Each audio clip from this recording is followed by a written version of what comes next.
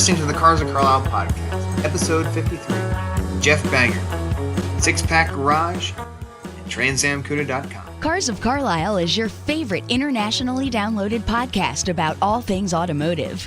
Darren and his CFC team are ever searching for interesting automotive happenings, real stories about real car people, and fun features to inform and entertain you. Each week, the Cars of Carlisle crew brings you show topics ranging from car shows to team adventures to auto racing weekends to behind-the-scenes human interest stories from car nuts that live across town, across the country, or even across the globe. Come join the road trip. Today, meet Jeff Bangert, the proud owner of a beautiful example of a true AAR Cuda.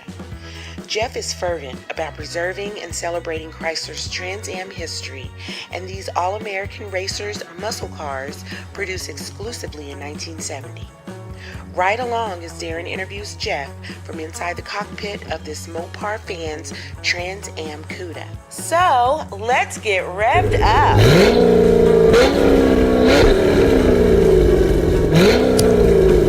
Hello and welcome back, Cubers, to your favorite informative automotive podcast. I am your trusted host, Darren.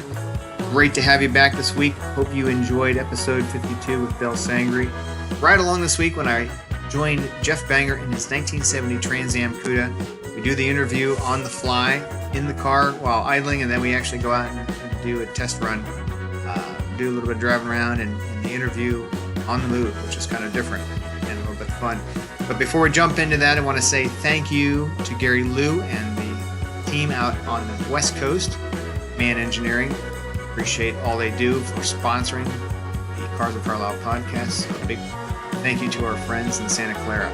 So if you have any need for performance parts for your Subaru, check out man-engineering.com.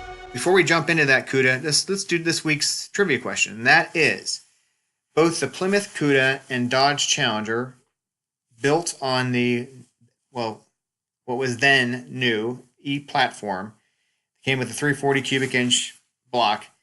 The AAR, or also known as the All-American Racers Cuda, was named after which race driver? And this is a very famous race car driver. We'll have that answer at the end of this episode. Okay, so let's head to Harrisburg and hang out with Jeff. Cubers, this is Darren. I am with Jeff Bangert, and we are sitting in his 70 AAR Cuda. And Jeff, thank you so much for taking a few minutes. We met halfway between our hometowns tonight. We're in Harrisburg, PA, and grabbed some dinner at a local Ruby Tuesdays. But tell us a little bit about your Tour Red Cuda and what kind of got you into Mopar and how you got to this point in time. Well, I'll correct you. It's an FE5 red. Okay, let's try it again. It's an FE5. FE5 Rally Red. Okay, FE5 Rally Red. Thank you. What got me into it? Well, going to school, I went to Dauphin County Votech, and going into school, a lot of times, coming in the parking lot, there were Chevelles, Novas, Camaros, and the cars were never really the guy that owned it. It was always, that looks like Billy's car. Brian. It was never the guy that actually owned it. And there was a couple guys that had some Fords, but nobody really had Mopar. And, met a local guy that was into Mopar pretty heavy. He brought me around and had me help him work on the car a little bit here and there, some of his cars. And I just kind of got attached to him, and I really I started liking Chargers. I mean, that's really what I bought early on. Okay. And then a friend of mine had a 74 360 Cuda, and he wrecked it. Just a light tap in the front, nothing major. And he had to get out of his yard, and so he said, hey, could you come get the car? And so I bought it, and it kind of grew on me, and then I sold all my Chargers and started buying Cudas, and bought a couple Challengers and some things. But it's just grown from there. I mean, I really got into the AARs, once I saw one in person, and I got to see the graphics and, the fiberglass hood and, all the things that make the car unique. They're purpose-built in a way, right? Yeah, they were purposely built to race in the Trans-Am race series. Chrysler had to build, 27. They were supposed to build 2,800, but they wound up only building 2,724. They were the first car Chrysler had with offset tires. Okay. Ease in the front, G's in the back. Front and rear sway bars. Now, other cars had sway bars, but this car had front and rear. from the factory. It was built that way. It wasn't an option. That's what it came with. Okay. The side exit exhaust, the ducktail spoiler. They had to mount the antenna in the rear because the fiberglass hood was causing radio interference. Okay. So there were some things in the car that just, to that car only. There's no other car that looks like it. Now the TA is the same way.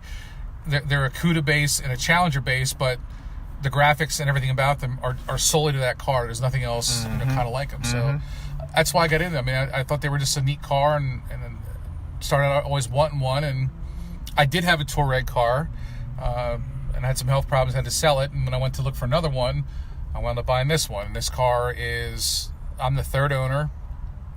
Car came out of New York, all its life in New York. It was sold at Schmidt's, Chrysler Plymouth in New York. My friend John had it since '83.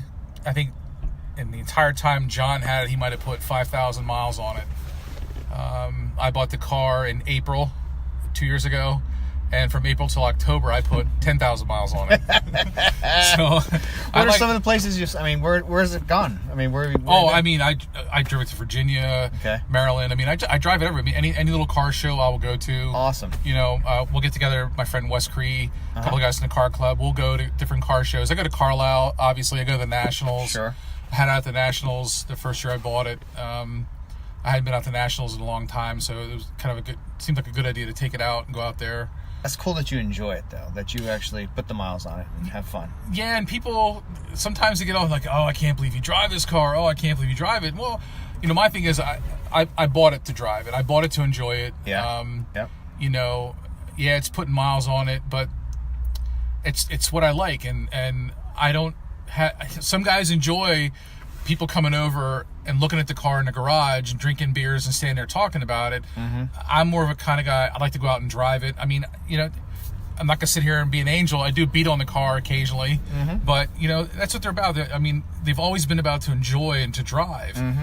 For the people that want to put them in a garage and have a collection, that's fine. That's what they're into. Unfortunately, that's not what I'm into. I mean, I like driving them. I mean, when I go to car shows, I have people ask if their kids can sit in it. I don't care about that. Yeah. If a kid gets an enjoyment out of sitting in a car and it makes their day, that makes my day, because I'm sharing what I enjoy with them, and if they enjoy it, that's even better. Bonus. So, I like that. Yeah. Very, very cool. What I know you looked at various Cudas before this one came along, and you told me a little bit over dinner how a couple times you were right there and something fell through. Do you feel like this one was meant for you after all? I don't know. I just think it's hard when someone has a car and they've had it for so long, it's hard getting them to go that step to sell it. Okay. So the cars that I went after were pretty much all original Survivor cars, which is what I wanted. I wanted a nice original Survivor type car. One that I knew the story, the history of, which several of the cars I went after, I did know those stories on those cars. Right. It's just all those cars, those guys have had those cars since, the early mid 80s, and it's a long time. I mean, and a lot of these cars have been sitting that long. I mean, relationships don't last that long. That's true anymore. That's true. No more Ward and June Cleaver. No, right. But no, like the black one, I looked at, the last inspection on the car was 87. And that's how long the car's been sitting. And the guy's just moved it from building to building and has done nothing with it. And I thought that was the car I thought I had. And that's always been my favorite color in AAR is black. I like Touareg second. And I just like when all the cars that I did go before I bought this red one, they all had their unique features and options. The orange one was the first one I went after. That car was pretty loaded up car, 6-way seat, rear defrost, light group package, standard, a rally dash, AMA track, 4-speed console. The car was loaded up pretty good. And, the guy did exactly like he said he was going to talk to his family. His wife told him he was crazy if he didn't sell it, as both his older boys did, but the younger boy wanted the car, so I lost out, and it's just, it's how it happens sometimes, nothing you can do about it. Right.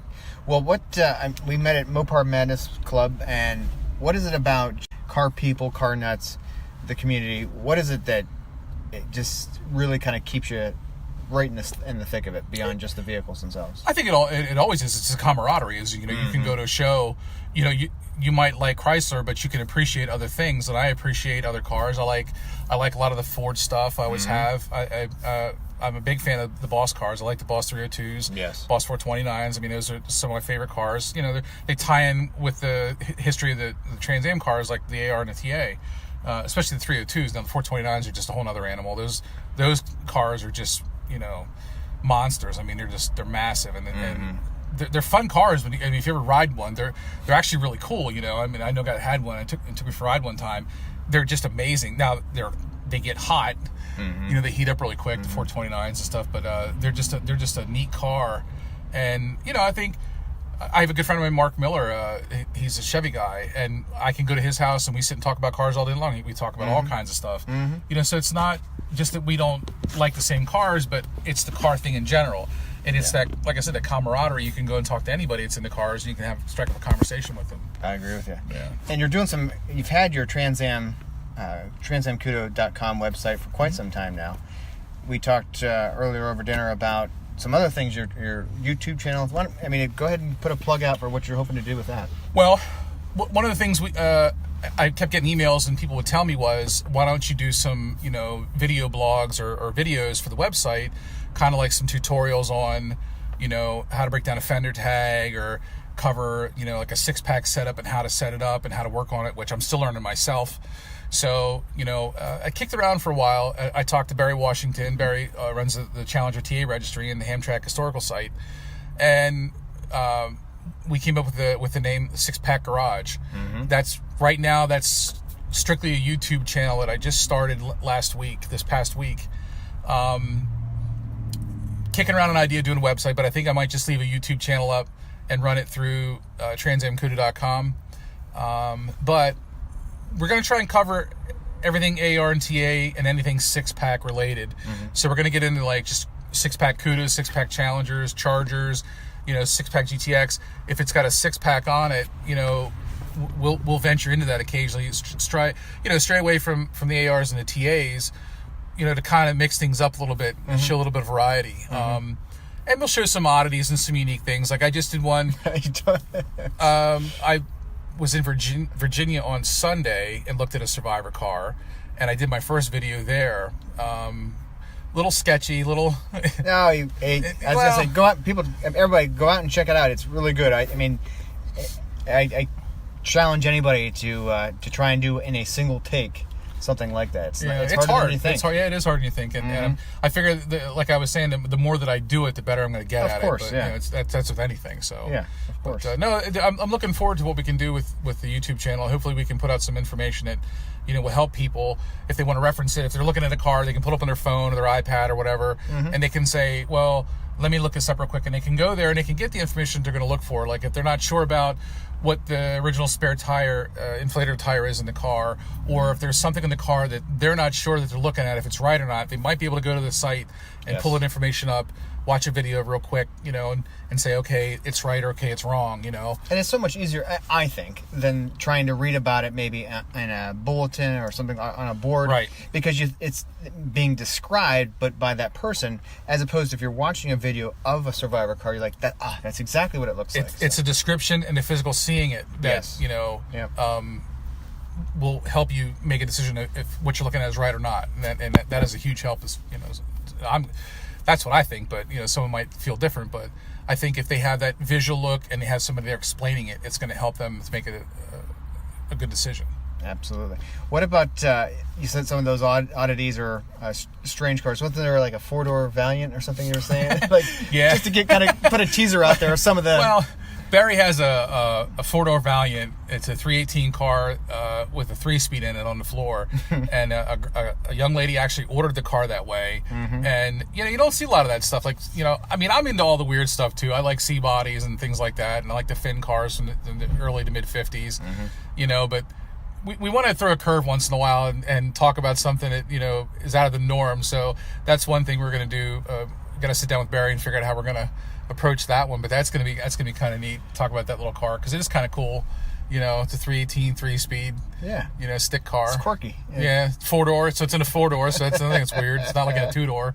But Very cool. Is there anything else that you wanted to kind of get out there, talk about, even just the trips you've taken in the car, or things you've seen, or the people you've met, or auctions, any of that? One of the things that kind of tugged at my heartstrings was last year. I went down to Maple Grove for Mopars at Maple Grove Day, and there was a guy walking around with his son. His son was in a wheelchair. He was autistic. He had something going on. And he was asking, asking his son, "Hey, buddy, like this one?" And the kid would smile. And I said to him, "You want to put him in the car?" And he goes, "Are you serious?" And I said, "Yeah." I said, I drive this car. If my large frame is in this car, your son's not going to hurt it, Right. So I said, "Put him in there, take some pictures." That's really and cool, he asked his son, he said, "Hey, do you want to sit in the car?" And that kid's face just lit up. I mean, he couldn't really speak, but you could see in his face that he was enthused just to get in the car, and it really it tugs at your strings, because there's a kid, has some problems, and to see his face light up just really was a cool thing. His Father's Day that. Yeah, and too, said because he was really, he's like, "Oh, I've been pouring water on it to keep him cool." I said, I gotta clean it when I get home anyways. Don't worry about the seats getting wet. Right, because it's a car. It's not, that's the beauty of having a Survivor, an original car. When you have something that you have over restored and you have, $80, $90, $100 and some $1,000s in it, you got to watch what you get on the seats. You got to watch every little blade of grass you get in the car. That's true. I can clean this car when I go home tonight, and I'm ready to go the next day. I mean, it doesn't. It is what it is, and if somebody can enjoy the car the way I do, and it makes their day, then my day's been made, because that's awesome. That's what I do. That's a great way to look at things. Yeah. As far as trips, I mean, I haven't really gone too farther than the Nationals. Been to Virginia, Maryland with it. I just go around. I mean, any little car show. Sure. I've gone to Quarryville. I've gone to car shows in Quarryville and saw some cars over there I never saw before, and some people never saw this car either. Yeah. So it's again the whole car camaraderie thing with car show people. So yeah, it's the culture. Can we do a lap around the building? Sure, absolutely. That'd be great. We'll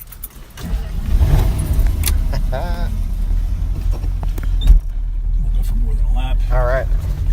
Get on the road. Sounds good. Take a drive. I love that. I just love the gurgle. The exhaust on these were unique. Head pipe comes back to the muffler, comes out and goes out, exits out the side. They're like 45s right behind the doors, right? Yep. Yep.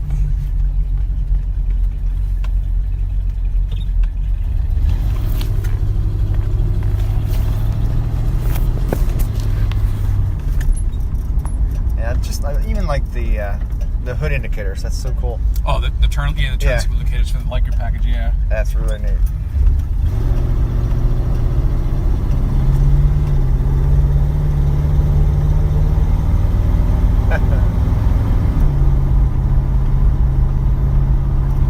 Get out here, we can get on a little bit. Yeah, there's no replacement for the sounds and the smells of an original muscle car. Yeah. There really isn't.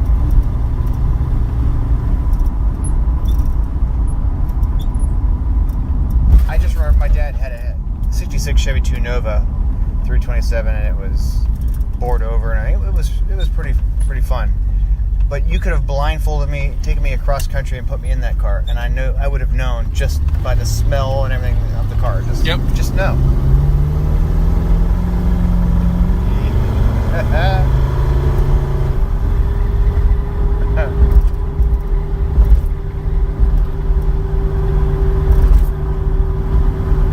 Seems like she tracks great and everything else. Original polyglass tires. Now these are reproduction, but polyglass tires. They follow the grooves of the road a little bit. These are a little bit better than the original ones, but they still follow the grooves. I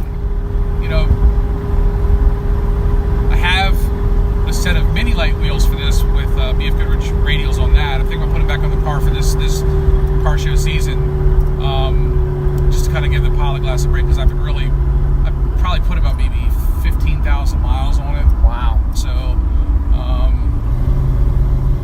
want to give the polyglass a break. Yeah, that makes sense.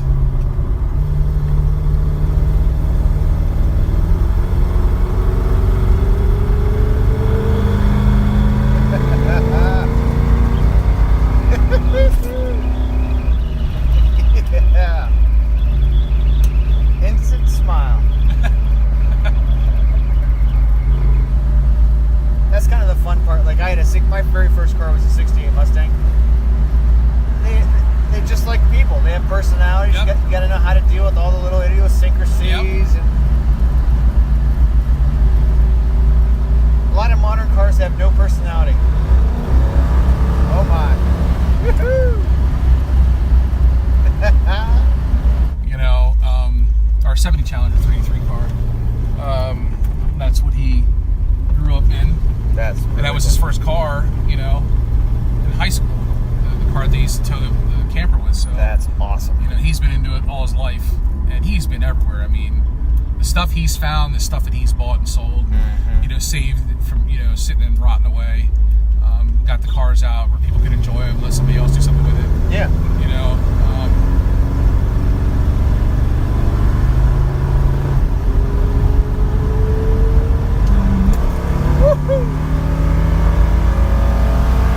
Yes. I love it, Jeff. That's good stuff. That's what it's about right there. Still got some work to do in the six-pack setup. It's kicking in. The springs are pulling it in before the engine can catch up to it. Okay.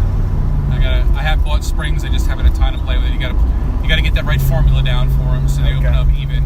Yep. And I just haven't had time to sit down and play with it. It's very tedious. You got to take the pods off, put a spring in, put everything back together, go out and drive it. And play around back and forth. It's more than an afternoon, it's perhaps. Trial and error. I mean, it's until you get it set up.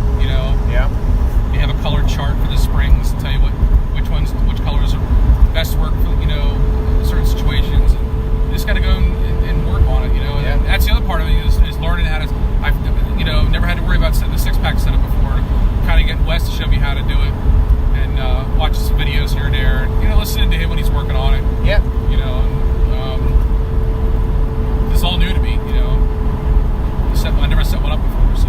But the camaraderie, that's so important. Oh yeah. I mean, we were at the Nationals last year, and a guy in a Daytona, 69 Daytona, he broke, I forget if it was a rocker arm. He broke something and couldn't drive the engine, and the engine would turn over. Okay. And there was enough people in the parking lot, they actually helped push the Daytona up on a trailer. Wow. Just went around and said, hey, this gentleman needs help get this car on a trailer. Can you guys give us a hand? And everybody was willing to come down and help push it. And there you go. There's camaraderie. That is. He's having a bad day. Don't make it any worse. Just right. Help a guy out. Yeah, it purrs so nice.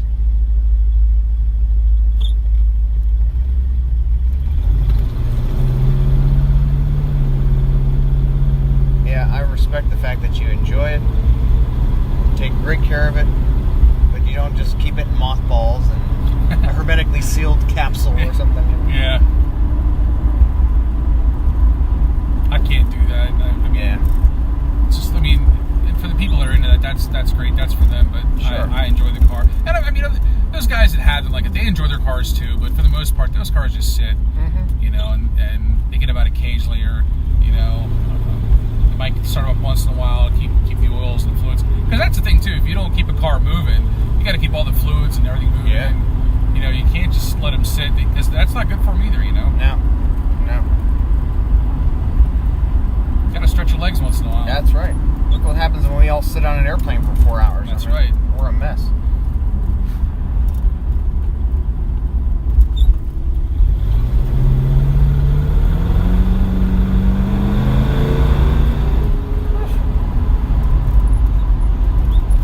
I love when it just wakes up.